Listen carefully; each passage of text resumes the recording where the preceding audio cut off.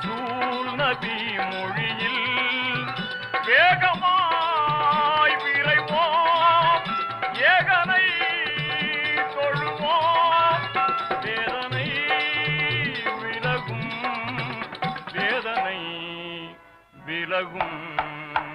தக்பீர் முழக்கம், அல்லாஹு அக்பர், அல்லாஹு அக்பர், அல்லாஹு அக்பர்.